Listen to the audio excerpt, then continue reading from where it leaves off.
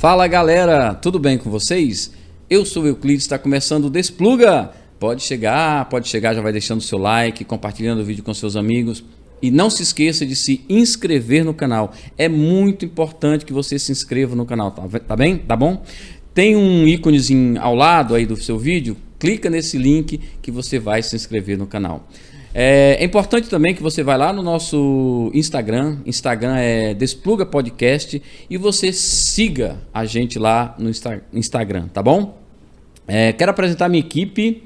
Na mesa de comando, Mari Cavalcante. Na produção, Fátima Nunes, equipe mais feminina do Brasil, né? Vamos que vamos, meninas, vamos lá.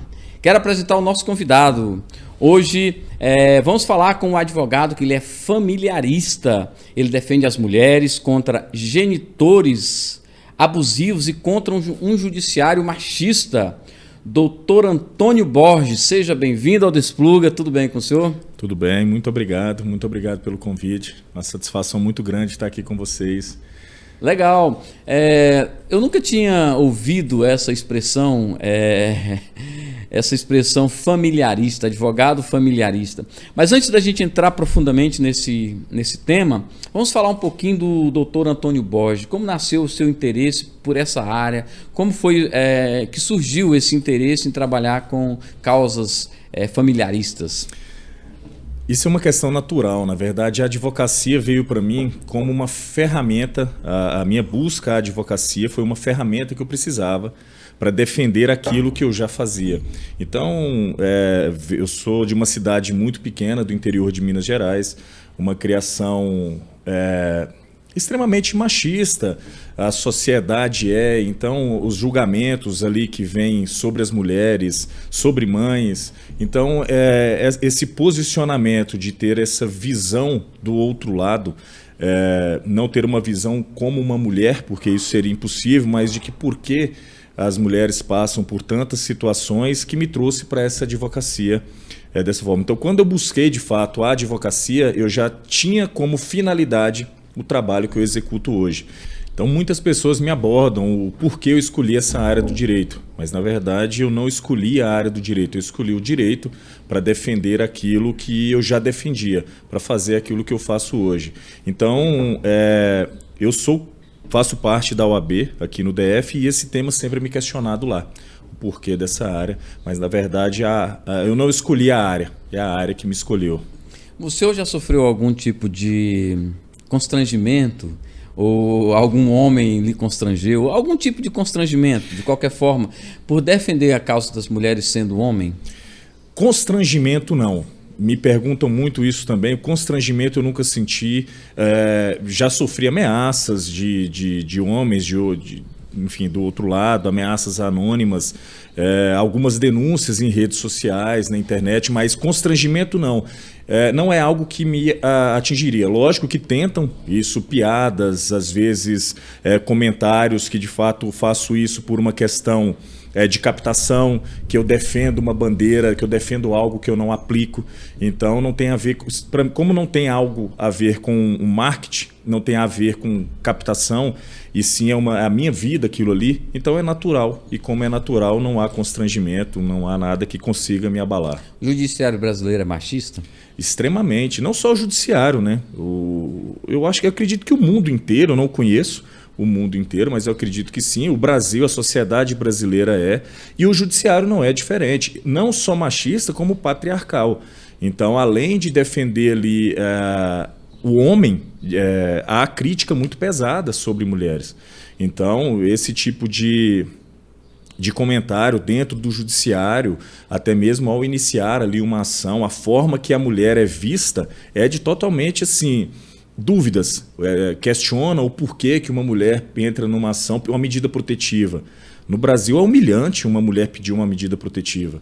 Delegacias da mulher que são criadas aí, elas não têm o atendimento, o mínimo de empatia para atender uma mulher. Então é extremamente machista, não só o judiciário, mas qualquer... Qual é a impressão que dá? Que a mulher está fingindo, que a mulher está querendo ganhar obter algum lucro, que a mulher está querendo obter vantagens? Exatamente. Qual é a impressão que se tem desse machismo institucional? Então, dentro do judiciário, que aí eu já ultrapasso a parte de um boletim de ocorrências por uma Maria da Penha, por exemplo, na delegacia, dentro do judiciário o que acontece muito a mulher ela procura o judiciário quando ela esgota todas as alternativas que ela tem.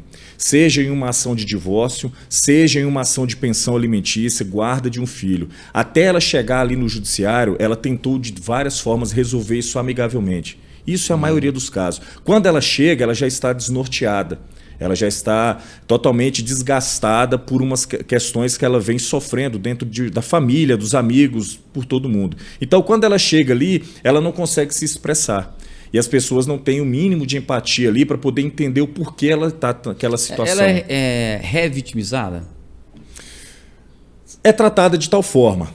Ela é tratada de tal forma. Então, assim, quando a mulher ela coloca a sua segurança, a preocupação com os filhos em primeiro lugar, o judiciário entende por exemplo, quando uma mulher chega no judiciário e pede uma medida protetiva para ela, que ela tem uma preocupação ali com o filho, para o judiciário ela está usando o filho para poder ter uma medida protetiva ou para afastar o pai. Então, sim, eles tratam ela como ela está se passando, fazendo ali um vitimismo, e quando na verdade é uma extrema preocupação. Com a própria segurança. Com a própria segurança, e principalmente para os filhos. Se perguntar a uma mãe se ela quer uma medida protetiva para ela ou para o filho, 90% vai falar que quer para o filho e abre mão para ela, por conta da preocupação. Só que isso as pessoas não conseguem enxergar, enxergam do contrário.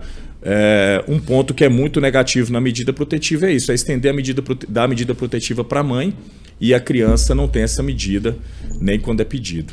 Eu imagino que essa é uma área que tem muita demanda, né? Ou não?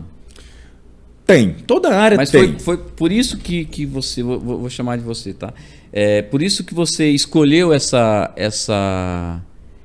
área? Por causa da quantidade de demanda? Ou foi uma coisa assim, mais de foro íntimo? Não, é uma causa que eu quero... É uma ideológica. É uma questão ideológica. Eu te falo porque o meu trabalho, por exemplo, em rede social, ele é gratuito. Eu faço live toda semana, até pouco tempo fazia 2 vezes por semana, hoje não posso mais. Eu atendo em torno do DF em pro bono, porque em torno do DF, por exemplo, Cidade Ocidental não tem defensoria pública. Uma mulher que mora na Cidade Ocidental, ela não tem defesa, porque não tem defensoria pública e não consegue pagar advogado particular. Então, assim, é uma questão de ideologia. E eu posso afirmar, se fosse por dinheiro, eu não estava nessa área. Né? Não. Quais são as maiores demandas, assim? É divórcio, pensão, guarda? Então, eu poderia dizer que a maior demanda é a pensão. Porque o foco é a pensão. Por quê? Porque o divórcio, quando você vai tratar dele, você já trata da pensão. Mas nem todo filho que nasce vem de uma relação de casamento ou de união estável. Então, ou seja, na ação de divórcio, quando há filhos, já tem a pensão.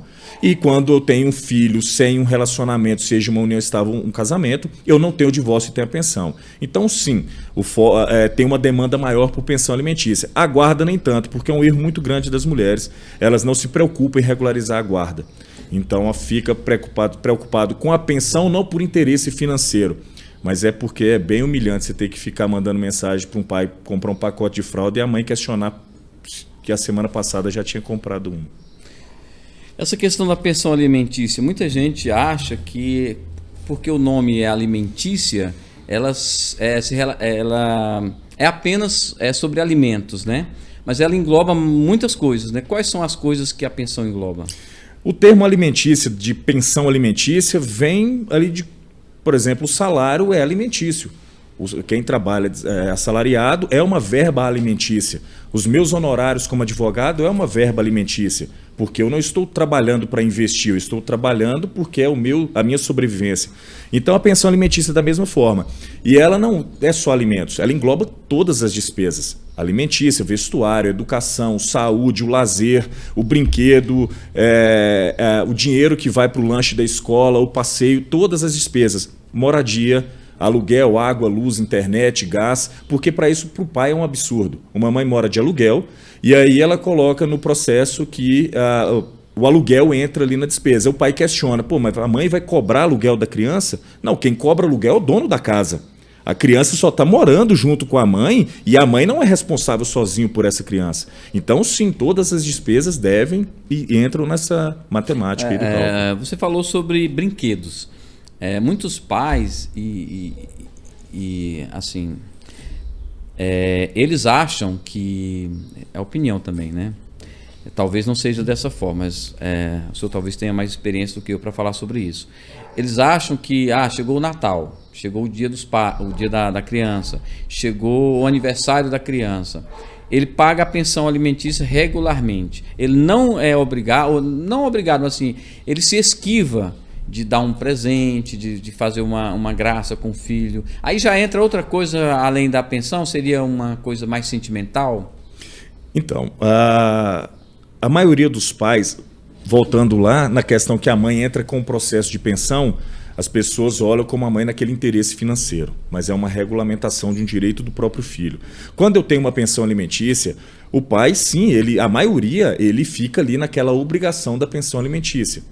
Então, judicialmente falando, juridicamente falando, a obrigação dele vai se limitar àquilo que foi definido judicialmente. Mas é vergonhoso. Então, chega no final de ano, no Dia das Crianças, no aniversário, na Páscoa, uma criança o pai não dá e quando dá ainda quer descontar. Então, de fato, ele teria essa obrigação moral, digamos assim, mas judicialmente não.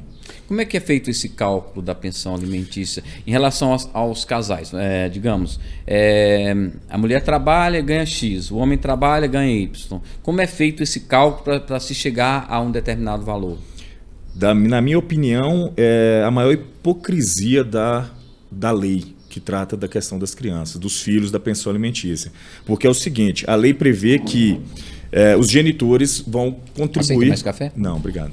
Os genitores vão contribuir conforme o seu rendimento. Então, cada um contribui conforme ele recebe. E aí o cálculo é feito da seguinte forma. Quando eu tenho um pai e uma mãe que têm o mesmo salário, é o único filho do casal. O pai e a mãe têm o mesmo salário. É o mesmo poder aquisitivo. O mesmo poder aquisitivo. Pega-se a despesa da criança e eu limito ali a 50% das despesas. Então, ou seja, eu fixo uma pensão alimentícia dessa forma. Quando eu tenho um pai que ganha mais, eu até chego ali no valor da pensão alimentícia maior. Então, chega a 30%. A lei não define que seja 30%. Então, eu tenho que considerar o quanto a mãe ganha, o quanto o pai ganha, se moram de aluguel, se tem alguma necessidade especial, se tem outros filhos. Tudo isso é levado em consideração. Só que, assim, 99% dos casos, a corda arrebenta para o lado da mãe. 99%. Veja bem, outra questão, vai ser considerado a necessidade da criança e a condição financeira do pai. Isso chama binômio. Recente criaram o trinômio, que aí eu coloco a mãe no meio dessa história. Então, no meu ponto de vista, o binômio já estava errado. Por quê? Se eu pego um pai que está desempregado e eu tenho uma criança que tem uma despesa de R$1.000 por mês, vai ser considerada essa despesa dessa criança para fixar a pensão alimentícia? Não vai. Porque se o pai está desempregado, o juiz não vai dar R$600 de pensão alimentícia. Vai limitar ali a 30% do salário mínimo de um pai que não tem renda. E a mãe vai se virar com o restante. Do outro lado, a mesma coisa. Quando eu tenho um pai que tem uma renda de milhões, eu também não vou limitar ali a despesa da criança. Por quê? Porque se eu for pegar uma criança que gasta R$5.000 por mês, filha de Gustavo Lima, por exemplo, a pensão alimentícia não vai ficar em R$5.000. Por quê? Uma das intenções da pensão alimentícia é que o filho tenha o mesmo padrão de vida que o pai. Então, quando eu tenho um pai que tem uma renda bem elevada, eu também elevo o padrão de vida da criança. Você falando do Gustavo Lima, eu fiquei curioso. Você pegou essa causa? Não peguei. Eu acredito que isso foi feito entre eles. Eu nem sei como eu acredito, eu não sei como foi. Mas não é só ele, né? O Neymar, por exemplo, paga $15.000 de pensão alimentícia, hoje R$90.000. E isso tá na internet. Então, assim, aí a pessoa fala, mas a criança não gasta esse dinheiro. Não gasta quando não tem, né? Porque... tudo muda, a roupa muda, o lazer muda. Por exemplo, a mãe que ganha, uma criança que recebe um salário mínimo de pensão, o lazer dela é ir no parquinho, no Tagua Park. Uma criança que recebe R$50.000 de pensão, o lazer dela é ir para Disney no final do ano. Então, ou seja, o padrão de vida há de mudar. Então não há esse limite aqui. Entendi. Acordo verbal tem alguma validade? A gente falou aqui no início que os casais, às vezes, antes de ir para a justiça, a mulher tenta o acordo com o cônjuge dele, né? Esse acordo tem alguma validade ou é melhor ela tentar logo a justiça? O acordo verbal, ele equipara-se a um contrato verbal. Nós dois podemos fazer um contrato verbal sobre qualquer questão e tem validade, desde que provamos isso. Então, se eu te compro algo e temos testemunhas, isso verbal tem total validade. O acordo verbal deveria ter, só que não tem por uma razão. Quando eu faço um negócio com você, é um negócio, eu te vendo um carro, é um negócio entre nós dois e o meu carro. Quando eu envolvo uma pensão, a mãe envolve uma pensão alimentícia de uma criança, até judicialmente falando, nem o juiz define a pensão de uma criança sem ouvir o Ministério Público. Então eu preciso da oitiva do Ministério Público para tornar aquele acordo, mesmo que judicial, válido. Se a mãe faz um acordo com o pai verbal, ela não vai ter uma validade. Primeiro, ela não prova. E segundo, que quando vai executar, isso não foi homologado pelo juiz. E não é só apenas a homologação, é a presença do Ministério Público. Então, quando a mãe procura um pai a fazer esse acordo, não estou fazendo aqui apologia ao processo, mas quando a mãe tem essa possibilidade de fazer esse acordo com o pai, ela pode fazer isso, leva à Defensoria Pública ou contrate um advogado, torna isso uma minuta, ambos assinam e leva ao juiz para homologação. Não vai ter audiência, não vai ter briga, não vai ter nada. Acho que o maior medo do genitor, né, do pai, é de ficar desempregado. Porque acho que ele pensa assim, eu faço um acordo verbal, porque se eu ficar desempregado, eu chego para a mãe e falo, olha, eu estou desempregado, eu vou contribuir com X agora. No caso de uma decisão judicial, ele vai ter que cumprir aquele valor mesmo que ele não tenha, né? A revisão de alimentos ela é cabível a qualquer momento. Quando eu faço um acordo sobre pensão alimentícia, depois dali eu posso entrar a qualquer momento, eu posso entrar no outro dia com uma revisão de alimentos. Quais os requisitos para uma revisão de alimentos? Se o pai foi lá, fez esse acordo, vou pagar um salário mínimo de pensão, e ele ficou desempregado, e vai receber o seguro-desemprego dele e não tem renda. Ele pode ir na Defensoria Pública no dia seguinte, contar a história, mostrar que teve ali um acordo e pedir a revisão. Na hora, vão marcar ali um atendimento, vão fazer um processo para ele, vão apresentar para o juiz e o juiz vai diminuir a pensão. Então o acordo ele tem uma validade e pode ser modificado. Quando o pai não possui nenhum vínculo empregatício, eu estou falando lá no início do processo, a criança tem que ser alimentada, né? Precisa comer, precisa vestir, precisa uma série de necessidades básicas, né? Mas o pai não tem nenhum vínculo empregatício. Qual seria a solução nesse caso? Quando o pai não tem... A gente tem que diferenciar quem não tem vínculo empregatício para quem não trabalha, para quem é desocupado de fato, para quem está em casa sem trabalhar. Entendi. Uma coisa você não tem vínculo empregatício, mas você é um cantor da noite. Exato. Você é um autônomo, né? Exatamente. Então você tem renda, você não tem vínculo, mas você tem renda. Isso. Como que faz? Isso vai de profissão para profissão. Por exemplo, quando você tem um pai que é cantor, como exemplo que você deu, ele tem um trabalho, ele não tem vínculo empregatício. Eu comprovo como? Um cara que é cantor, ele posta que ele está tocando à noite para aquilo até divulgar o trabalho dele. Prints de internet que demonstra que ele está exercendo uma atividade no final de semana. E isso para qualquer área. Pode ser, a mãe precisa produzir esse mínimo de, eu não vou dizer provas, mas de umas comprovações de que, de fato, ele tem essa possibilidade de renda. E isso é muito variável. Então, assim, um cara que não tem um vínculo empregatício, porque quando ele tem, vai limitar ali a 30% da renda dele. Quando não tem esse vínculo empregatício, eu não tenho limite. Então, às vezes, um autônomo, eu chego um processo ali onde eu tenho uma pensão alimentícia que chega a 200%, 300% do salário mínimo para um pai sem vínculo empregatício. E isso sem limite, né? Sem limite? Sem limite. Porque o que depende de fato é isso. Você pega um advogado aí, a advocacia se não te obriga a ter um CNPJ, você advoga com a OAB. E aí, então o advogado aí que advoga com a OAB, ele pode ter uma renda alta, ele não tem um vínculo empregatício. Então eu vou atrás da renda. De um advogado, como que eu iria? Eu iria no site do tribunal ali do estado, faz a pesquisa com a OAB do advogado, vai aparecer todos os processos que ele tem. Se ele tem 200 processos, ele tem que ter renda. Né? Tem um valor mínimo ali que a OAB define para cada causa? Tem, a OAB tem a tabela dela. Tem o valor. Maioria trabalha em cima dessa tabela ou essa tabela é só o mínimo? Na verdade, a tabela é uma forma de você não fazer valores ali ou praticar um valor e nisso desvalorizar a própria advocacia com um valor de honorários muito baixos. Mas assim, é um parâmetro. Então eu não posso dizer nem que é mínimo nem que é máximo. Então agrega vários valores. Então ele tem uma tabela. Eu posso fazer um pro bono, por exemplo, como eu disse que faço, e não cobrar nenhum valor para advogar em determinada causa. Como eu posso também cobrar o valor que eu quiser para poder fazer uma causa, desde que aquilo... Isso na ação de alimentos é assim. A ação de alimentos é totalmente variável. As pessoas me abordam muito no Instagram. Quanto você cobra para uma ação de alimentos? Não sei. Eu preciso avaliar, porque se eu pego, por exemplo... Não, mas não tem uma porcentagem? Tipo assim, o que você está querendo? Eu estou querendo, sei lá, R$1.000, né? Um salário mínimo aí, eu não sei quanto está, 1.200. R$1.200.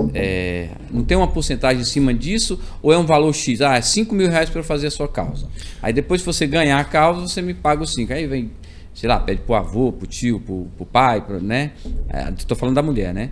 E aí ela te paga e ela passa a receber aquele que o juiz determinar. Tem essa coisa ou não? Isso, o contrato ele pode ser feito de várias formas. Eu posso cobrar um valor fixo ali no início e a forma de pagamento é a que eu e a minha cliente concordar. Então pode ser à vista, pode ser parcelado. Tem causas que eu faço em um percentual quando ela começa a receber. Então cada caso eu preciso avaliar de fato, porque o valor ali ele é muito flexível. O que demanda, tem muita gente que pensa, é pelo valor da pensão? No meu caso não. No meu caso é pelo valor, pelo trabalho que eu vou desempenhar. Por exemplo, eu tenho uma causa em São Paulo que o pai da criança tem uma renda de R$1 milhão. Então assim, com certeza ele vai vir com um processo muito bem defendido do outro lado que vai me dar uma demanda maior de trabalho. Então não estou preocupado com o valor da pensão, mas com o trabalho que será desempenhado naquele caso. Temos uma pergunta aqui da produção. Pode fazer a pergunta? Claro, fica à vontade. É uma mulher também, né? Doutor, como que fica a questão dos gastos extras? Né? O valor da pensão foi acordada, tudo certinho em juízo, mas aí com o tempo, né, tem uma doença que não estava previsto, né, e aí o plano de saúde não cobre, a mãe tem que embolsar, né, desembolsar esse valor. Ela tem condições de cobrar a metade, o valor correspondente do pai?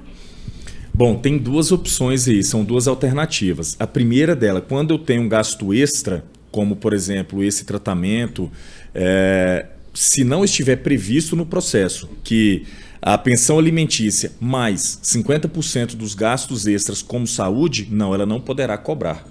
Agora, o que ela poderá será, o que ela pode, no caso de ter esse gasto extra com tratamento, aí ela, se não prevê essa metade de despesa, ela vai ter que entrar com uma ação de revisão de alimentos, que, como eu disse, pode entrar a qualquer momento e dizer, olha, a despesa mudou, porque eu tenho agora esse gasto extra, seja com educação, saúde, isso acontece muito com a criança que ainda não está na escola, fixa a pensão alimentícia. Ela entra na escola e a pensão não prevê a inclusão dessa mensalidade escolar. A mãe, então, tem que entrar com uma ação de revisão para poder modificar esse valor da pensão. Vamos falar um pouquinho sobre a questão do reconhecimento da paternidade. O suposto pai, antes de reconhecer o que o juiz determine, dê a sentença que ele é o pai, ele tem direito de pedir um teste de DNA para saber se realmente ele é o pai? Então, o teste de DNA é um direito de todos, inclusive da criança.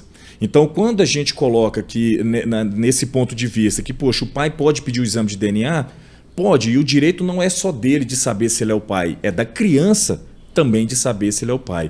Eu sei que falando dessa forma soa como em dúvida a credibilidade da mulher, mas temos um caso aqui em Brasília de uma criança de, salvo engano, 8 anos de idade, e eles eram casados, os pais eram casados por todos esses 8 anos, e o pai sempre ouviu que essa criança não se parece com você, não se parece com você, com 8 anos, salvo engano, 8 anos, o pai fez o exame de DNA. E a criança não era filha dele, ele não era pai da criança, aquele criou desde que nasceu Aí ele vai como receber pai. todo o dinheiro para trás? Não. Aí primeiro não vai porque quem consumiu foi a criança. E a criança não tem como reembolsar. Mas não foi culpa dele. Então, mas aí a mãe se desesperou. Porque ela jurava que a criança era filho dele. E aí teve divórcio, os xingamentos, você imagina como foi. Só restou essa mãe uma alternativa. Ela fez exame de DNA dela e ela também não era mãe. A criança foi trocada na maternidade. Então, quando a gente fala, eu arrepio. Quando a gente fala sobre isso aqui em Brasília, pode colocar na internet que você vai encontrar. Quando a gente fala de exame de DNA, soa como colocar em crédito a questão da mulher. Mas e esse caso? Então, por isso que também é um direito da criança. Então, sim, o pai pode pedir, é um direito. E é a única forma de produzir provas. Não tem outra forma de produzir uma prova de que ele, de fato, é o pai, a não ser por um exame de DNA. O que não pode acontecer é colocar em dúvida. Eu pedi o exame de DNA. Esse casal se reconciliou depois da... Eu te confesso que não sei. Porque, assim, primeiro a gente não é divulgado as pessoas. Então a gente sabe, inclusive o GDF aqui já tinha perdido em segunda instância uma indenização de R$500 mil por isso. E o pior, não é filho deles e eles não sabem onde é que estão o filho deles. E nem os outros pais não sabem. Não, eles não sabem cadê o filho deles de fato. Incompetência, né? Pois é. Então, ou seja, é sobre isso. Então o que não pode é ofender. E tem muita gente que ainda fala, depois eu posso pedir uma indenização? Não, se o pai pediu DNA, pelo fato dele pedir, não. Agora, se ele divulgou que não é filho meu e sai difamando essa mulher, aí sim eu tenho uma outra questão. Agora, o pedir o exame de DNA, isso acontece. Eu posso te dizer que não tanto, não menos nos processos. Assim, qual o número, qual a porcentagem digamos, de mulheres que mentem? Elas buscam uma pensão e essa pensão não é devida. Mas por que não seria devida? Porque aquela criança não é filha. Entendi. Entendeu?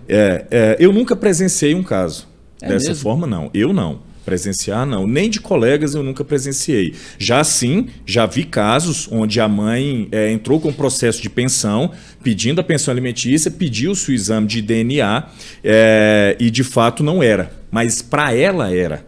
Ela, embora ela soubesse que tinha outra relação, é aquela coisa que fala, a mãe sabe quem é o filho, isso se ouve muito.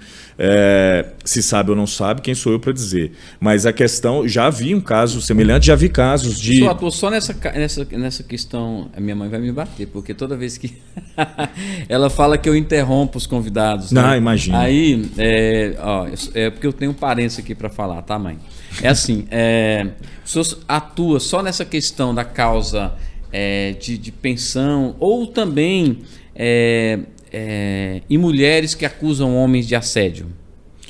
Em qualquer área, qualquer direito da mulher. Então, assim, tanto na questão do assédio, tanto no assédio no trabalho, quanto na questão do assédio na rua, dentro de casa. Então, assim, eu tenho casos de estupro dentro de casa pelo próprio marido. Então, assim, existem várias questões. Então, no direito da mulher, a gente atende todas essas áreas que demanda a mulher. Entendi. A pensão alimentícia, voltando para esse tema, né? É a única coisa que dá prisão no Brasil? Na verdade, a forma seria o seguinte: é a única prisão que não cabe recurso. É a única prisão que não cabe um habeas corpus, por exemplo. Então, um homem que é condenado por assassinato, por estupro, por assalto, o ordenamento jurídico permite várias defesas e julgamento em liberdade. A diferença é que a prisão civil, que é a prisão pela pensão alimentícia, ela, depois de determinada, ela é inquestionável.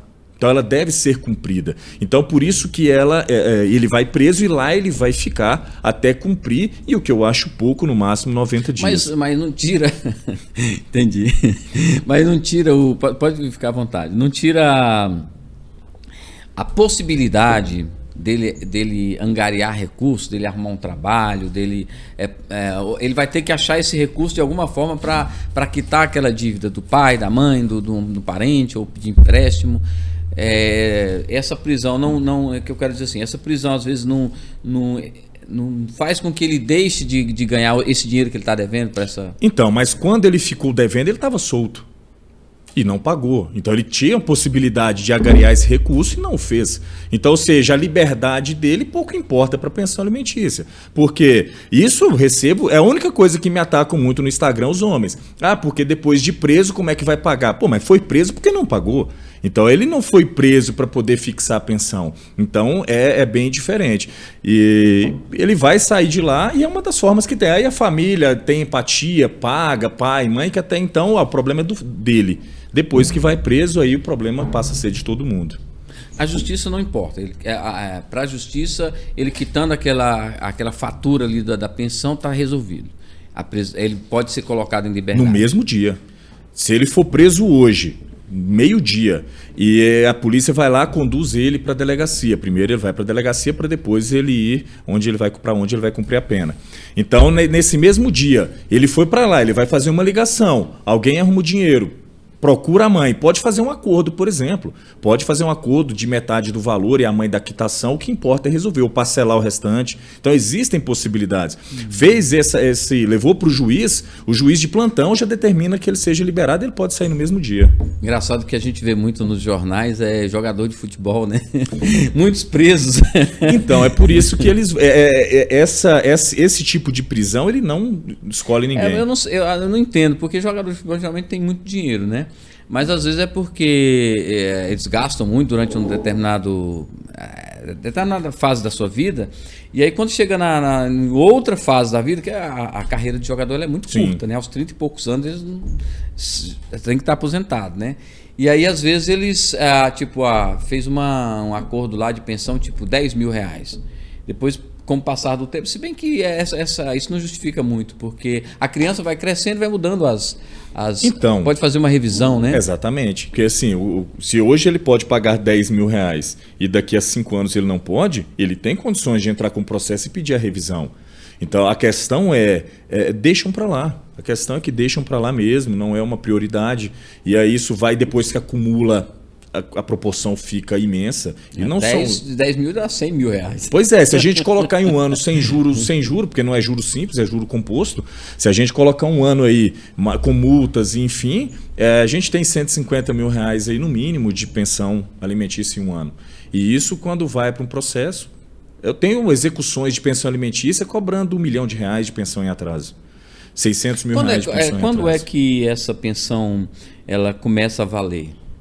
Assim, por exemplo, a criança está com 10 anos de idade, aí a mãe dá a entrada no processo. Esses 10 anos para trás, ou a partir da entrada do processo que o pai começa a pagar? Então, o que a lei prevê é a partir da citação do pai. Não é nem do nascimento, nem do protocolo da ação. É da citação do pai. E é uma das coisas que eu coloco muito ali, porque vão deixando para depois, e depois eu vou receber tudo. Não vai. Então a criança tem 10 anos, o pai nunca pagou pensão, a mãe vai entrar com o processo, protocolou hoje o processo, não sabe onde o pai está, o dia que esse pai for encontrado e for citado, a obrigação dele começa. Isso é o que a lei prevê. O STJ já tem um entendimento que é do ano passado, que ele diz que não, que a obrigação ela vai retroagir desde o dia que o juiz fixou essa pensão alimentícia. Então, a partir da fixação dos alimentos... Tem vários entendimentos com relação a isso. A lei diz que é da citação.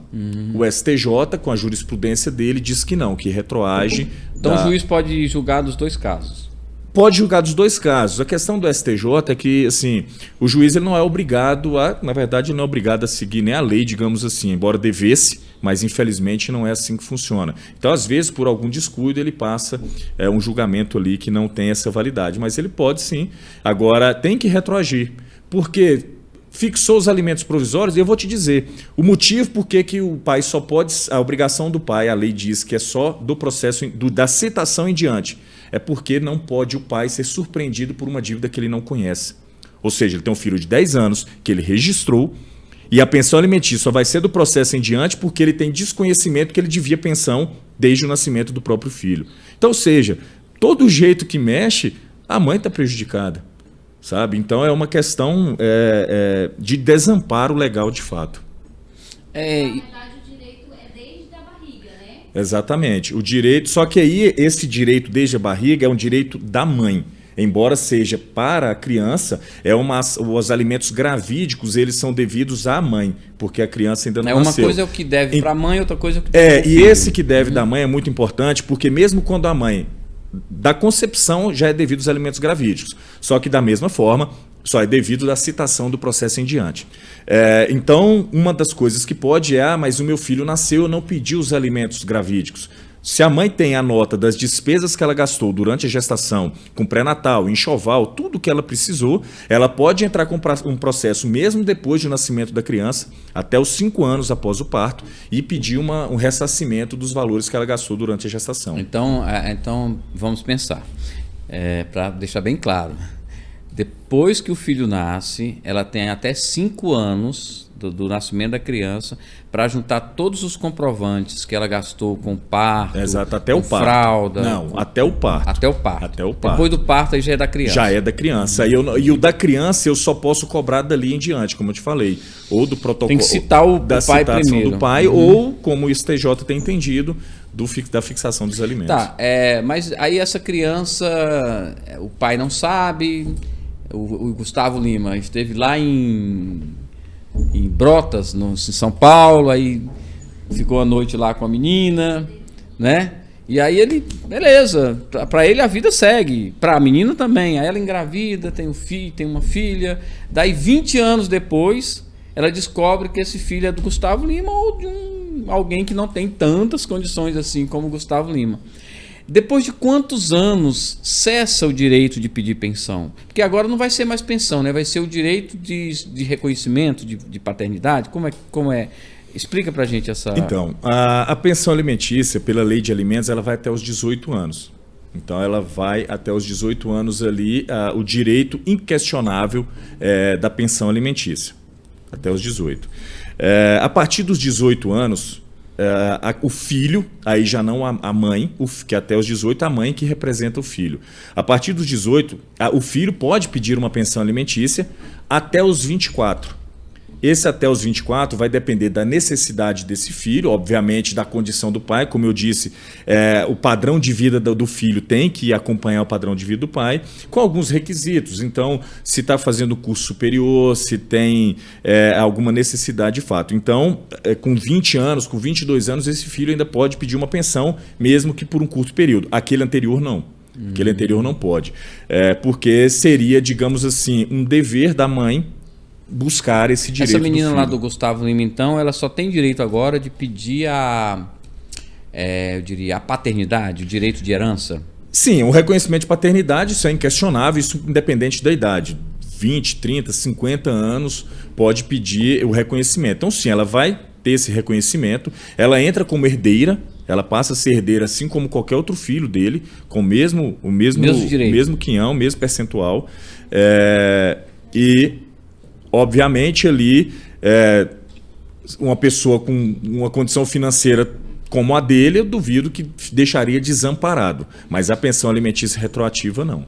É uma frase que eu ouvi uma vez, porque eu sou fã do Roberto Carlos, eu sou das antigas, né? É o dinossauro. E uma vez um repórter perguntou talvez você tem uma notícia que você tem um filho, tal. Ele falou assim, se eu tiver, eu não nego que tem, posso ter, eu não sei. Claro. Mas se eu tiver, eu vou reconhecer, né? Então é por aí o caminho? Bom, o caminho deveria, né? Agora eu conheço, eu não tenho só um processo de filhos que aparecem posteriormente, o homem se nega, inclusive, de fazer o exame de DNA. E aí o filho tem que entrar com esse pedido judicial para poder fazer esse exame. Então, sim, o caminho é esse. Ele é um reconhecimento... Nem todos são Roberto Carlos, a maioria são Pelés. Nem todos são Roberto Carlos, a maioria vai desamparar de fato.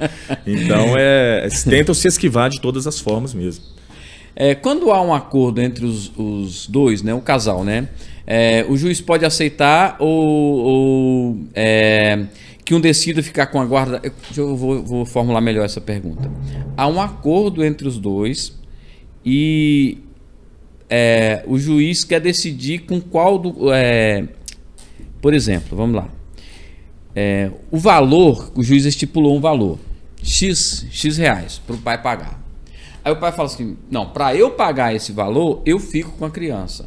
Isso pode acontecer? De forma alguma. Porque quem paga é quem não fica com a criança. Pois Então, é, mas aí ele não pode querer ficar para não pagar? mas eu entendi. A sua questão não é que ele iria pagar, ele ia deixar de pagar para ficar com a criança. Sim, ele pode pedir. Só que assim, aí eu entro numa discussão de guarda. Então, quem é que vai... Essa criança vai morar com quem? A lei não diz com quem. A lei não diz nem com o pai nem com a mãe. É com quem melhores condições tiver para criar essa criança. E a melhor condição aqui não é só financeira. Porque não adianta de nada eu ter um pai que ganha 100 mil reais por mês, mas viaja o mês inteiro a trabalho. Ele não tem a melhor condição para cuidar. Ele tem a melhor condição para bancar uma criação melhor para essa criança ficar em um local com a mãe, por exemplo. Então, se há um acordo, isso já fica definido. Mas quando o pai imputa, com certeza, vários pais falam assim, não, eu quero a guarda. Brigam pela guarda para não pagar a pensão, porque na cabeça deles, eles estão sustentando é a mãe, não o filho. E na maioria dos casos, o pai que briga por isso paga R$500 de pensão e quer pedir a guarda para não pagar mais esses R$500. Sendo que a despesa vai ser muito maior, né? Cara, eu não sei onde é que eles estão com a cabeça. Tem casos de pai que paga R$300 de pensão, 30% do salário mínimo, 360, e entra com o processo para reduzir para 10, para pagar 120, ou para ter a guarda. E aí eu fico pensando, ele não está querendo pagar 360. Ele quer a guarda do filho para morar com ele. 360 seria o quê? A 10%? Não. 30% do salário mínimo. Que é um valor que o juiz geralmente... 30, 20, 10, qual nessa faixa aí de... A jurisprudência, ela limita ali, na verdade limita não, ela prevê ali até 30%, uma média de 30% sobre a renda do pai.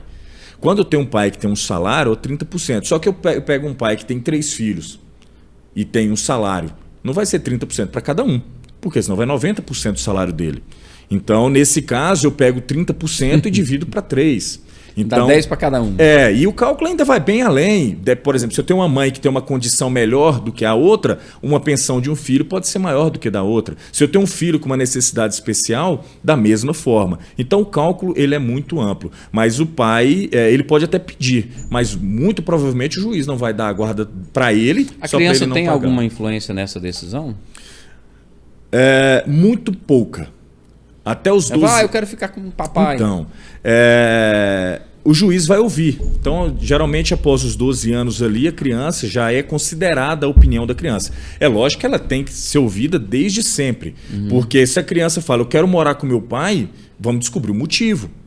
Talvez ela esteja sendo maltratada na casa da mãe, talvez ela esteja sofrendo alguma coisa, ou lá ela tem um melhor cuidado. Então, só que uma criança até 12 anos, ela não é ouvida por um juiz.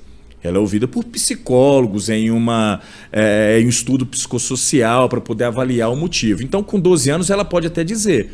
Mas o porquê? Às vezes, uma criança passa um final de semana com o pai e 2 semanas com a mãe. Passa 2 semanas a mãe brigando para acordar de manhã, para fazer tarefa de casa, para tomar banho, para poder fazer as atividades. No final de semana do pai é só parquinho e shopping. Então, provavelmente a visão dela só ali, McDonald's. A vida boa é com o pai. Então, isso o juiz considera. Ele vai ouvir essa criança através dos meios possíveis, mas vai considerar. Mas não, a criança não vai decidir com quem vai ficar. Qual é a diferença entre guarda unilateral e guarda compartilhada? Então, o termo guarda aqui, ele não é verbo, que é o que as pessoas confundem muito. Então é quem vai guardar a criança. Não, não é. Guarda vem de responsabilidade. Então, a guarda unilateral, que é a que tinha até era a única que tinha até 2008, quando veio a lei da guarda compartilhada, ela previa que a guarda era de uma das partes. Geralmente da mãe, mas poderia ser do pai ou de outra pessoa também. Mas no caso aqui, como é o meu caso, eu defendo mães, então vamos dizer que a guarda seria da mãe. A mãe tomaria todas as decisões sobre a vida da criança. Qual médico levaria, qual escola estudaria, se vai fazer determinada atividade ou se não vai, todas as decisões eram dela. E todas as responsabilidades também. Então, se uma adolescente de 15 anos comete algo de errado na rua, quem é responsável? Quem tem a guarda. Então, se a guarda é da mãe, a responsabilidade era da mãe. E agora a guarda compartilhada não, ela compartilha essa responsabilidade. Então, não quer dizer que a criança vai passar uma semana com cada um, 15 dias com cada um. Ela vai ter o regime de convivência, que geralmente é o mesmo. Na guarda unilateral, finais de semana alternados. Geralmente na guarda compartilhada, também em finais de semana alternados. Então eu compartilho essas responsabilidades e não compartilho não divido a criança. Ela vai escolher o colégio, ele vai aprovar. Ela vai escolher o médico, ele vai aprovar. Ou ele vai escolher o médico, ela vai aprovar. Alguma coisa assim mais... discussão sobre a vida da criança. Uma discussão, porque quando a gente... Que é uma coisa que preocupa muito. Porque na visão machista da sociedade e do homem e da mulher, o medo da mulher, ela não quer a guarda compartilhada, que eu não quero ter que pedir nada a ele. Não é pedir, é tomar a decisão. Então, eu quero colocar na escola. A mãe vai lá na escola, olha a escola, gostei, fala com o pai, gostei de tal escola. O pai, se ele quer compartilhar, ele vai lá conhecer a escola, apresentar uma outra proposta e aí vai decidir o que é melhor para a criança. Só que, geralmente, para o pai a mãe vai lá, pede e ele autoriza ou não. Mas não é isso que é compartilhar, é de fato participar da decisão. Não participar, tem que participar. Tem que participar. Então, a pessoa pesquisou aqui na internet, só para informar que descobriram, né, ficou provado que o Gustavo Lima não é o pai daquela menina. Ah, foi? Pois é, não é. Essa questão de dormir, né? Dormir na casa do pai, dormir na casa da mãe, como é que se decide isso? Já vem da decisão judicial ou é um acordo entre o pai e a mãe? Então, para a questão de acordo, tudo que foi acordado tem validade. Então não tem regras para acordo. Lógico, respeitando a criança. Eu não posso prejudicar a criança, seja... Por exemplo, eu não posso fazer um acordo com uma mãe dizendo a pensão alimentícia será R$0. Não posso. Eu posso até não fazer um acordo sobre pensão, mas eu não posso fazer que ele é R$0 porque eu retiro da criança um direito que nem a mãe nem o pai pode retirar. É um direito indisponível. Então tudo que é no acordo vale. Tem acordo que a criança fica uma semana com cada um, mas os pais concordaram, é um acordo entre eles, então está tudo certo. Agora, judicialmente falando, em regra funciona até 1 ano de idade, essa convivência que se chamavam ou se chamam de visitas, essa convivência ela se dá de forma assistida, geralmente na casa da mãe, ou outro local ali que às vezes o pai não quer ir lá, às vezes a mãe não quer que vai, mora com os avós, enfim, então acaba que outro local. De 1 a 2 anos, o pai pega em final de semana alternado, geralmente no sábado, 9 horas da manhã, leva de volta às 18, repete ao domingo. Vai lá de novo no domingo, de novo às 18, e esse finais de semana alternados. E após os 2 anos, pega no sábado de manhã e leva no domingo, no final do dia. Isso em regra, mas cada caso tem que ser avaliado, a idade da criança leva em consideração. Às vezes um pai aparece na vida da criança, como você falou, a criança tem 10 anos e o pai acabou de surgir. Pô, essa criança não vai dormir na casa do pai, ela não está à vontade para isso. Então tudo tem que ser avaliado. Entendi. Existem alguns pais que birram, não sei se a palavra certa é birra, mas às vezes não autoriza a criança a viajar com a mãe. Isso é possível? Ela pode viajar sem essa autorização ou não? Ela tem que pedir uma autorização judicial ou tem que pedir a autorização do pai, alguma coisa escrita para ela poder viajar, pegar o avião? Estou falando de viagem internacional, né? Fazer uma viagem internacional. A viagem internacional ela depende de autorização. E não é o direito de família que prevê isso. Então, a lei mesmo prevê que para um menor de idade sair do Brasil, precisa de autorização de ambos os genitores. Então, se eu tenho um filho registrado com o pai e com a mãe, sim, o pai terá que dar essa autorização para essa viagem acontecer. E não importa se a criança tem 15 anos de idade e nunca viu o pai. A lei não sabe, o aeroporto ali, o juiz, ele não sabe que nunca viu, então vai ter que ter autorização. Mas a guarda é unilateral, vai ter que ter autorização. Quando o pai não autoriza, eu posso entrar com uma ação de suprimento judicial. Eu entro com uma ação, conto para o juiz ou que não sei onde está o pai, ou que o pai não quer autorizar e peço essa autorização. Então o juiz ele pode autorizar. O juiz primeiro vai tentar localizar o pai com as ferramentas que existem e se localizar vai ouvir o pai. Perguntar por que ele não quer autorizar. Por que você não quer? Não, porque eu não gosto desse país para onde ela vai levar. Então, ou seja, não tem um motivo para isso. E aí o juiz então autoriza essa viagem. Às vezes eu já vi mães não autorizarem o filho a viajar, porque às vezes é filho de um e aí não vai nenhum tipo de crítica nem preconceito, às vezes é de um país que tem uma lei rígida, como os países da Arábia, como os países, né? Aí chegando lá o pai fala, não, agora a criança não vai mais sair daqui, né? E tem casos que a gente acompanha na mídia que isso acontece. O pai chega, não, agora meu filho não vai mais, pronto, acabou. Vou criar ele nos meus costumes. Questão de patriarcado, né? Às vezes o pai quer criar naquele patriarcado lá da religião e dos países que ele foi. Nesse caso, não há nada que se fazer. A mãe não pode fazer nada. Então, da mesma forma, quando a mãe não autoriza, o pai vai pedir essa autorização e ela vai dizer o motivo. Então, isso tudo vai ser avaliado. Agora, por que essa preocupação? Justamente por isso, se essa criança não voltar. Se o pai mora no Rio, se a mãe mora no Rio Grande do Sul, quer viajar para Roraima, pô, beleza, ela não precisa nem de autorização, ela vai pegar um avião, isso eu tô falando que, assim, sair do Rio Grande do Sul para ir para Roraima é infinitamente mais longe do que para ir para qualquer país aqui dentro da América Latina, da América do Sul. Mas a questão é, o juiz se caso o pai lá em Roraima não quiser devolver, o juiz do Rio Grande do Sul manda uma busca e apreensão imediata, ele tem autoridade no território nacional. E ele não tem no internacional. Então, por isso que é a preocupação dessa autorização. Hoje os pais buscam a guarda unilateral? Ainda existe essa busca? Eu quero cuidar sozinho. O pai... A mãe? O pai ou a mãe? A mãe busca. A mãe busca muito. O pai geralmente não. Porque buscar a guarda unilateral, primeiramente já diz que a criança vai morar com quem está buscando. Então, por diversas razões, a maioria dos pais não. Tem casos que sim, mas a maioria não. A mãe busca muito. Ela busca por quê? Primeiro, como eu disse, não influencia no regime de convivência. Então, se é guarda unilateral ou compartilhada, o pai vai participar, vai conviver com a criança da mesma forma. Mas ela busca justamente por isso, porque existe muita imposição. Vou colocar numa escola, não quero. Vou fazer, não quero. Então, ou seja, para a mãe não depender desse diálogo com o pai, ela busca a guarda unilateral. E quando o pai tem um acordo lá, igual você falou, o pai tem que ir no final de semana, pegar o filho na sexta e entregar no domingo. Quando ele não vai de jeito nenhum, passa um mês, o que a mãe tem que fazer? Então, se isso já está definido judicialmente, seja por acordo ou uma decisão judicial, uma imposição judicial, o que a mãe tem que fazer é deixar isso registrado. Geralmente o que a mãe faz não, ele não veio, vou ficar quietinha, porque daí ele não aparece. Não, mande no mínimo uma mensagem. Fala, olha, você não compareceu, não veio por quê? Não precisa atacar. Pode registrar um boletim de ocorrência também. Olha, era final de semana, ele não veio, por quê? Não é para poder, digamos, buscar algo que prejudique o pai.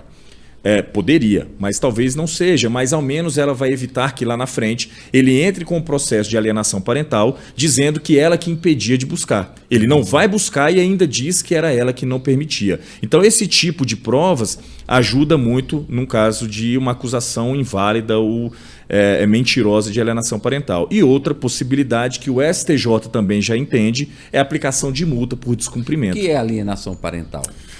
Alienação parental, a alienação é aquilo que você coloca, no caso parental, quando você coloca um filho contra um parente parental. Então pode ser o pai, pode ser a avó, o tio, o irmão, não importa quem seja. Então a alienação parental não é paternal, ela é qualquer parente. Mas aqui no caso a alienação parental, ela pode acontecer de duas formas. Vou colocar aqui do lado da mãe, mas serve também para o lado do pai. Quando a mãe, por exemplo, fala mal do pai para a criança. Porque seu pai me abandonou, porque seu pai me bateu grávida, porque seu pai não paga pensão alimentícia. A mãe não pode falar nem a verdade para a criança, porque senão é alienação parental. Seu pai não vem te buscar porque está na farra. Alienação parental. Então, quando você... Ela não pode falar isso. Ela não pode, porque quando ela faz isso, ela está alienando aquela pessoa contra o outro, por mais que seja verdade. Mesmo que seja verdade. E outra forma de alienação parental é quando há essa convivência, por exemplo, o juiz determina ali a convivência e a mãe impede. Não vai ter a convivência, não vai ver a criança. Ela não fala mal para a criança, mas ela impede a convivência do pai com a criança. Então, nesse caso, também é uma alienação parental, que é uma das questões que tem hoje no judiciário, que é para derrubar essa lei de alienação parental, que, na minha opinião, deveria. Por quê? Cara, porque é o seguinte... um pai que marca de pegar o filho no final de semana, 9 horas da manhã. O filho vai criar uma expectativa. Ele vai estar de banho tomado, com a malinha feita, com as roupas prontas para poder ir para a casa do pai. E ele vai pescar. Poxa, isso é um trauma muito pesado na vida de uma criança. Sabe? Então, assim, não é uma questão só de rusga de adulto. É uma questão que, de fato, ofende essa criança. E a mãe não vai ter que mentir. Seu pai bateu o carro. Seu pai... Sabe? Não há que se falar, de fato, de... haver um ataque ou de você colocar a criança contra o pai, mas tem coisas que não dá para acontecer. Então, esse fato, essa preocupação que a mãe tem, não pode trazer verdades todas para a criança, de fato não pode, a criança não está preparada para poder saber, por exemplo, que o pai não paga pensão, ela nem sabe o que é pensão e que precisa daquele dinheiro para sobreviver. Mas essa lei de alienação parental, ela já deveria ter caído já. Entendi. Muitas mães não gostam que a criança vá para a casa do pai ou impede, porque lá na casa do pai pode ter a atual namorada do pai. Tem alguma coisa que possa ser feita nesse caso? Então, como, vamos dizer assim, defensor das mulheres como sou, quando isso chega a mim, que não é raro, acontece muito, o que eu quero saber deixa a mãe me contar por que ela não quer que vá. Porque, por exemplo, não quero que meu filho conviva com a madrasta. E aí você vai entender por quê. Grande parte, essa madrasta era amante do cara enquanto estava casado com essa mulher. Isso acontece. Justifica o afastamento? Não justifica. Mas vamos tratar isso. Vamos tratar isso de uma forma a resolver. Lógico, a criança vai continuar indo, é o que eu sempre coloco para as mães aí. A criança, ela tem uma madrasta. A atual dele hoje, que era amante dele, é madrasta da criança. E desde que ela não faça mal para a criança, não tem nada que desabone ela como tal. Então isso é muito preocupante. Se é um risco para a criança, eu posso sim pedir uma medida protetiva para essa mulher não se aproximar dessa criança. Mas geralmente não tem. E não tem o que só fazer. Ciúmes. Eu não vou dizer só ciúmes, porque cada um tem um motivo pelo qual não quer. Então, só ciúmes não. Às vezes, preocupação mesmo. Porque, poxa, ela faz de tudo para poder tomar o cara de mim. Será que não vai fazer mal para o meu filho? Então, tem que ouvir a mãe. Não dá para poder julgar essa mãe sem ouvir. Como é que define a união estável? A partir de que ação se considera uma união estável? Então, a união estável ela é um ato. Diferente... ela é um fato, ela é uma ocasião, um momento. É diferente do casamento. O casamento ele só se dá quando você se casa. A união estável ela é vivida. Então a união estável ela é caracterizada quando, como a lei diz, quando você vive como se casado fosse. Na prospecção, na intenção de constituir família.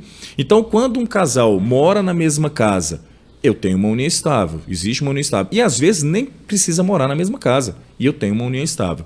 Não é só o fato de ter filhos, mas pode ser feito em cartório. Então pode ir no cartório fazer essa declaração, essa escritura de união estável. Ou quando não há, você entra com uma ação de reconhecimento de união estável, prova através de fotos, testemunhas, relatos, enfim, e dissolve essa união estável, que equivale ao divórcio. Entendi. E a partir da união estável, os bens do marido passam para a mulher ou a partir daquele momento que eles conseguiram juntar juntos? Então, o casamento eu tenho vários regimes, como a comunhão total de bens, por exemplo, que é aquilo que todos os bens, eles antes ou depois do casamento, ele integra na separação. Na união estável, não. Se eu não fiz isso no cartório e coloquei qual regime, porque eu também posso escolher o regime, eu posso fazer uma união estável com separação total de bens e ninguém tem direito a nada do outro na separação. Agora, quando eu não tenho isso judicial e eu vou pedir o reconhecimento, ele entra com a comunhão parcial de bens. Então, todos os bens que foram adquiridos pelo casal durante a união estável, independente de quem pagou, será partilhado para ambos. Tem uma questão aqui. Muitas mulheres vivem situação de abuso, mas tem medo de sair de casa por causa dos direitos. Fica com medo de perder os seus direitos.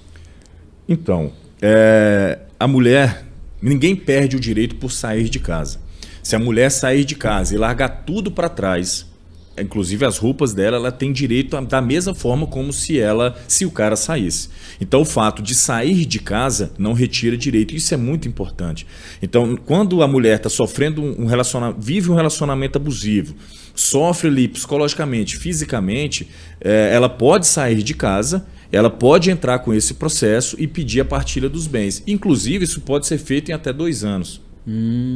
Até 2 anos, a partir do momento que ela saiu de casa. Até 2 anos, em caso ela suma. Por exemplo, ela pode sair de casa e desaparecer por medo por 2 anos. Porque depois dos 2 anos torna-se abandono de lar. Agora ela pode entrar com essa separação depois de 5 anos, não tem problema nenhum. Você é a favor do porte de armas para mulheres, né, como medida protetiva? Então, o porte de arma não dá para eu tomar lado, porque tem que haver uma preparação. Então, existe até um projeto de lei que prevê isso, tramitando lá no Congresso, sobre essa questão desse porte de armas. Eu acredito que não vai passar. Não, por quê? Eu acredito que não, porque assim como existe projeto de leis para armamento para advogado, e que se faz bastante necessário advogado criminalista, poxa, é um risco muito grande. Então se faz necessário. Mas eu acho que a preocupação, grande parte dessa preocupação, como nesse porte de arma para a mulher, ele tem mais a ver com uma questão política do que de fato de interesse em proteção da mulher. Então, assim, queria muito que passasse, mas como que isso vai na prática é muito complicado.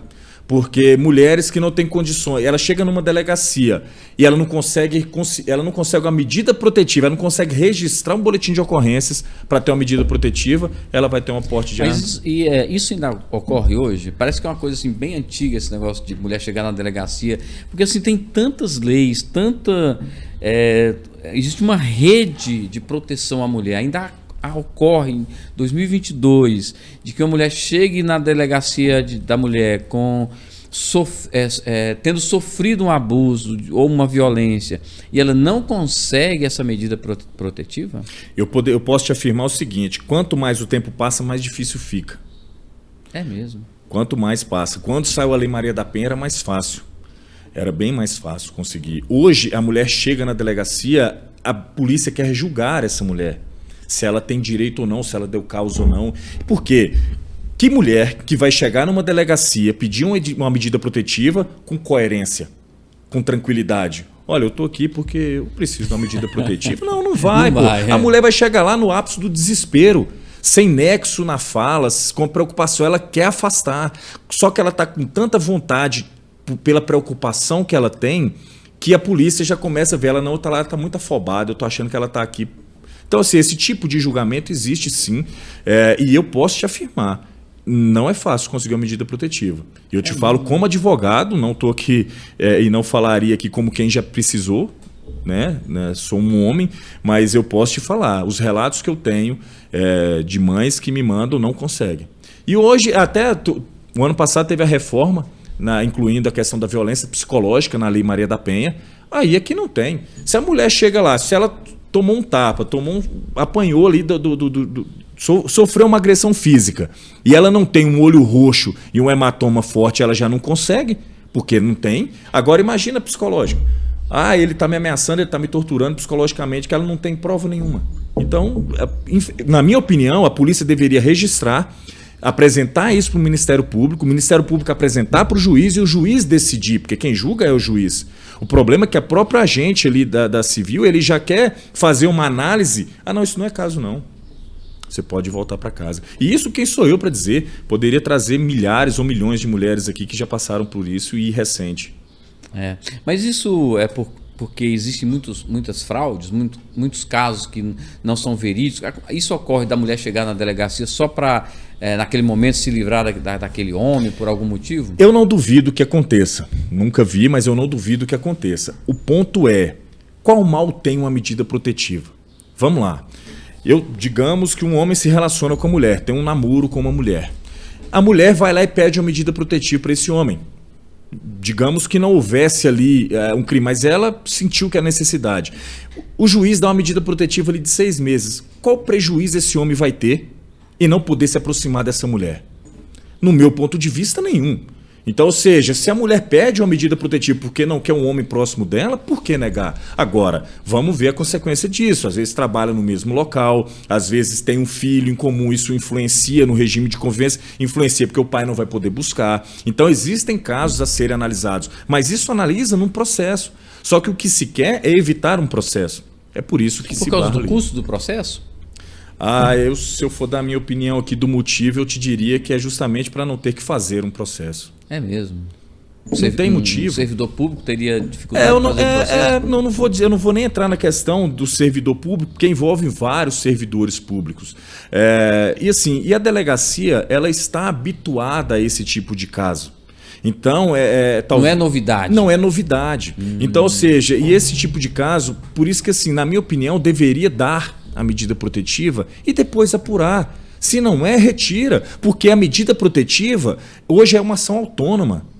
Quando eu peço a medida protetiva, eu não estou acusando o homem de um crime. Eu estou pedindo a medida protetiva, eu só estou pedindo uma segurança. E eu não vejo por que negar essa segurança. Talvez o mais correto, a gente evoluindo para isso, seria uma medida protetiva via web. A possibilidade existe, porque hoje aqui em Brasília, por exemplo, existe a delegacia virtual. A mulher registra o boletim de ocorrência da casa dela. Então esse boletim de ocorrência vale para Maria da Penha. Eu posso ir lá fazer o boletim de ocorrência, isso vai chegar na delegacia, a delegacia vai ver que é uma medida, é um pedido é uma acusação de Maria da Penha, vai ouvir essa mulher e isso deveria acontecer para o juiz deferir a medida protetiva em 48 horas. Essa seria a questão. Legal, seria o... Mas é... Vamos falar sobre traição. Quer fazer uma pergunta? Antes de falar de traição, nós vamos ouvir mais uma pergunta aqui do nosso auditório da produção. Vamos lá, produção. Fica à vontade.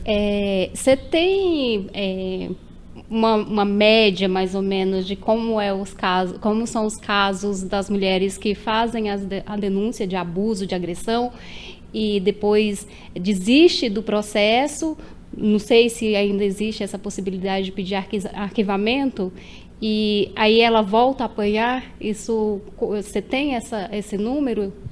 Olha, não tenho. O número eu não tenho. Mas para responder até a sua dúvida sobre essa possibilidade, não há possibilidade da mulher desistir do processo depois que ela faz a denúncia. Ela não pode ir lá simplesmente falar, não quero mais. Porque é uma ação autônoma. É uma ação... do Estado. É um direito indisponível. Então, justamente por quê? Para não haver coação. Então, a mulher, sim, ela pode pedir para encerrar aquilo, mas na frente do juiz. Então, ela vai na presença do juiz, na audiência, e aí lá ela vai dizer, só que ela vai ter que dizer o motivo. Por exemplo, se ela falasse, não, de fato ele me agrediu, mas eu não quero que ele seja preso. Não vai ser assim, ele vai pagar pelo crime. Então, não é o perdão ali que resolve. Agora, ela pode, por exemplo, às vezes acontece, eu já vi casos da mulher chegar na frente do juiz e falar assim, não, foi eu que comecei a briga, foi eu que parti para cima dele, enfim, e o juiz extinguir aquela ação. Agora, acontece muito, eu não sei o percentual, mas eu já vi vários casos, processos que eu atuei, onde de fato a mulher vai lá, pede a desistência, volta para dentro de casa e continua bem pior.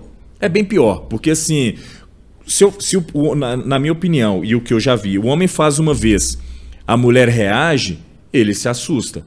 Uma segunda chance, na visão dele, tá acostumada. Então, muito complicado. Em caso de violência, não deveria ter, então, segunda chance? Na minha opinião, não. Na minha opinião, em caso de violência e de traição, não tem segunda chance. Traição também não? Traição também não. Para mim, assim, é uma questão de, digamos assim, de hábito. Quando você faz... E a agressão... Pergunto para todas as minhas clientes. Tem cliente que chega para mim e fala assim, eu acho que eu sofro um relacionamento abusivo. E aí eu pergunto a essa mulher, sem agressão física. Aí eu pergunto a ela, se hoje o seu marido faz, sem nem saber o que se trata, o que o seu marido... Isso fica até uma reflexão. Para quem acha se sofre ou não sofre um relacionamento abusivo, é só pensar o seguinte, se o que o seu marido faz hoje fizesse no primeiro encontro, você continuaria? A maioria vai dizer que não. Então, ou seja, por quê? Porque o impacto no primeiro encontro é muito grande. Um xingamento no primeiro encontro, você não vai ter o segundo. Só que um xingamento depois de 10 anos de casado é hábito. E isso, assim, é muito triste isso. Então, é por isso que essa questão da agressão não dá. Porque não vai ficar. Não vai ficar. Assim como um xingamento, um empurrão passa para um tapa, um xingamento passa... Às vezes o homem começa a xingar dentro de casa, depois já está xingando na rua, e começa a humilhar dentro de casa, porque vai agravando. E vai agravando. Então, a segunda chance é bem complicada aí. E com relação à traição? No meu ponto de vista, é da mesma forma. Porque a traição não é um deslize, não é cachaça, a traição não é carência. A traição é a vontade de cada um. Não vou dizer que seja safadeza, que seja nada disso, não vou nem entrar nesse mérito. Mas é a opção de cada um. Quem traiu tinha a opção de trair ou não trair. Poxa, se não está bem, vou embora. Olha, não dá. quero me separar, enfim, e poxa... Separa só durante um período, ele trai e volta. Não, quero me separar e me separo de fato. Não é separar para ir na micareta e voltar na segunda-feira como se nada tivesse acontecido. Mas a traição da mesma forma. Assim como a agressão, ela começa ali de um xingamento ou de um empurrão, eu consegui medida protetiva para a mulher que apoiou com uma almofada. Entende? Mas, poxa, e a próxima seria com o quê? Uma panela? Então, ou seja, isso é uma questão de tratar de fato. Isso na delegacia é quase impossível. E a questão da traição é a mesma coisa. A traição que começa no aparelho do celular, numa mensagem no direct do Instagram, vai parar no motel. E depois não adianta. Na minha humilde opinião, não tem segunda chance. A traição efetiva, né? A traição, eu diria... que foi realizada, né? Foi consumada, a traição consumada, melhor dizendo, ela pode gerar danos morais? Vamos dizer assim, eu não vou usar o termo simples, mas o fato da traição isoladamente, mesmo que consumada, não. O que gera o dano moral é a exposição. Então, o fato de haver uma traição, diretamente, objetivamente, não vai gerar um dano moral. Mas agora vamos isso para uma cidade de 15 mil habitantes, aonde o casal é conhecido na cidade, e aí o homem trai a mulher, e aqui eu vou colocar o papel do homem mesmo, porque eu não o defendo, mas a questão o homem trai a mulher e há essa exposição numa cidade de 15 mil habitantes. Há uma repercussão. Ou, um caso que teve em São Paulo, a mulher viajou com os filhos, e o homem levou a amante para dentro da própria casa. Então, dentro de um condomínio fechado, onde todo mundo presenciou, viu, e dentro da própria casa. Então, isso gera um dano moral. Mas não é a traição por si só. Trair, não é o fato de trair, é a exposição, a repercussão que isso se dá. Aquela mulher que saiu da Saveiro, ele teria direito a danos? Na minha opinião, não. Por quê? Porque foi ele que expôs. A exposição foi feita por ele, não foi por ela. Então, assim, colocando nesse contexto, e aí serviria também se fosse o contrário. Também se fosse ela do lado de cá e ele o traidor, sendo a exposição da mulher, quem fez a exposição foi ela. A mulher estava lá no motel com o amante. Não estou defendendo ela aqui, mas quem fez a exposição foi ele. Então, ele se vitimizou naquele caso? Eu não vou colocar vitimizou. Talvez ele queria expor ela de fato como o fato que ela estava praticando e também talvez para mostrar para todo mundo por que está se separando, enfim, algo que eu acho que era melhor não ter feito. Você já defendeu alguma causa que se arrependeu depois? Não. Eu não defendi nenhuma causa que eu me arrependi depois. Eu já defendi causas que eu não defendi a mãe depois. Aquilo que eu defendi não foi caso de me arrepender, porque ali se fazia necessário. Mas as atitudes depois dali não me permitiu defendê-la no segundo processo. Então, assim, não é uma péssima mãe, não é nada disso, mas de fato porque eu defendo mulher. Eu defendo mulheres, eu defendo mães, mas tem criança no meio. Então, assim, não dá para defender uma mãe que busca prejudicar o próprio filho. Então, no meu processo que eu a defendi, não, mas posteriormente tiveram situações que não me permitiram defendê-la novamente. Entendi. Conta pra gente, então, um caso interessante que você considera que foi um diferencial no seu atendimento. Cara, casos interessantes aí, eu poderia te citar vários aqui, mas para mim o processo mais doloroso que eu atuei, uma mãe me procurou, ela já tinha um processo que tinha sido julgado em segunda instância. O cara entrou com o processo pedindo a guarda, e é muito importante isso, a mãe para perder uma guarda para o pai é muito difícil.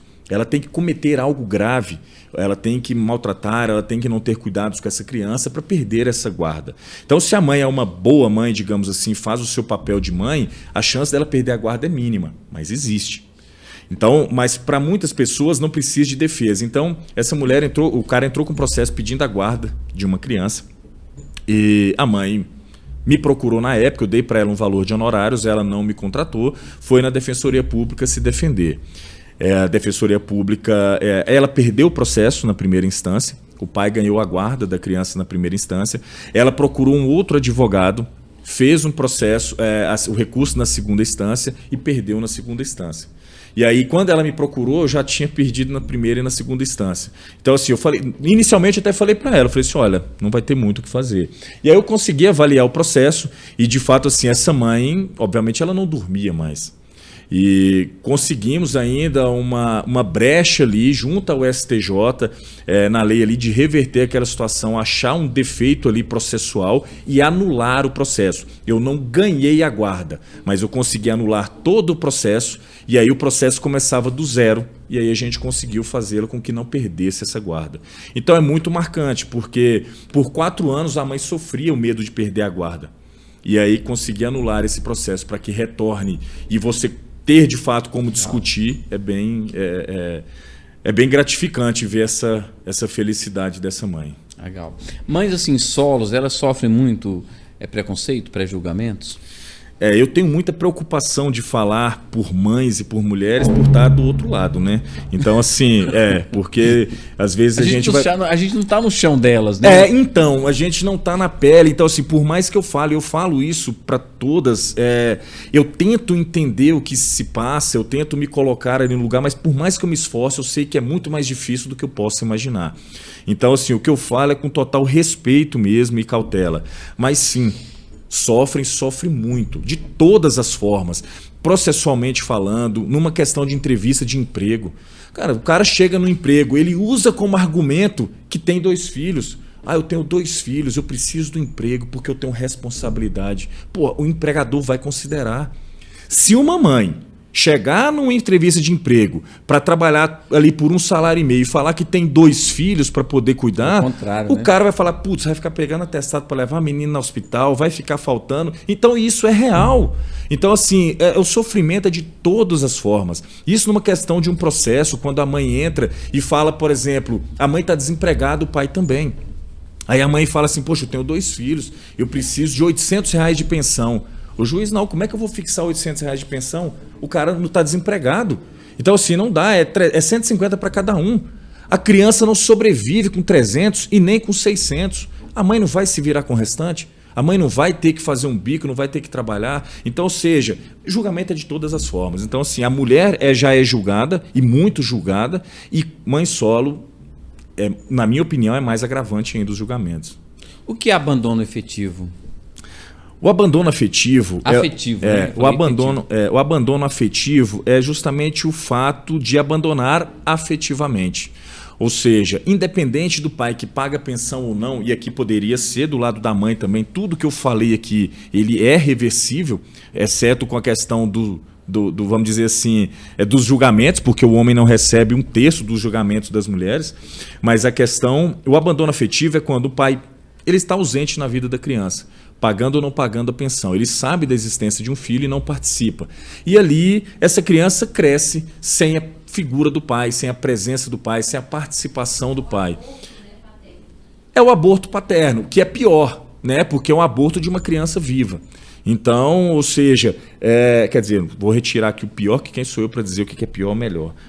Mas a questão é um aborto paterno. E esse abandono afetivo ele tem consequência.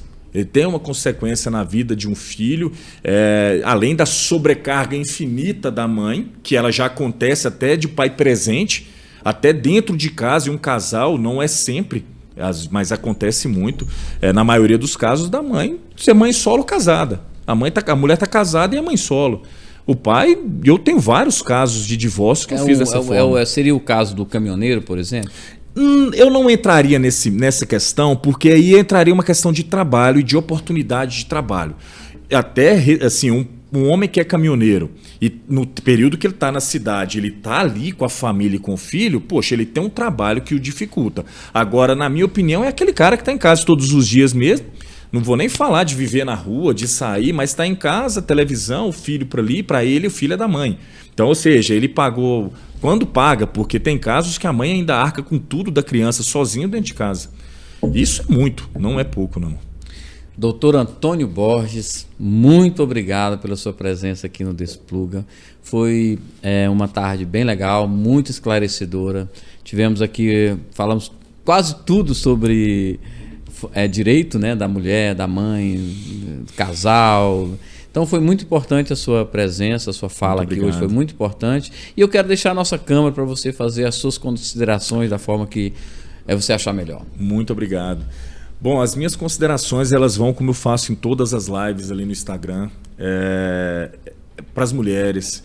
Orientação, busque orientações, busque informações, não fique refém dessa desinformação, tanto em um relacionamento abusivo quanto nos direitos do filho. Então, não tem outra forma de resolver as questões a não ser com o direito, a não ser com as informações.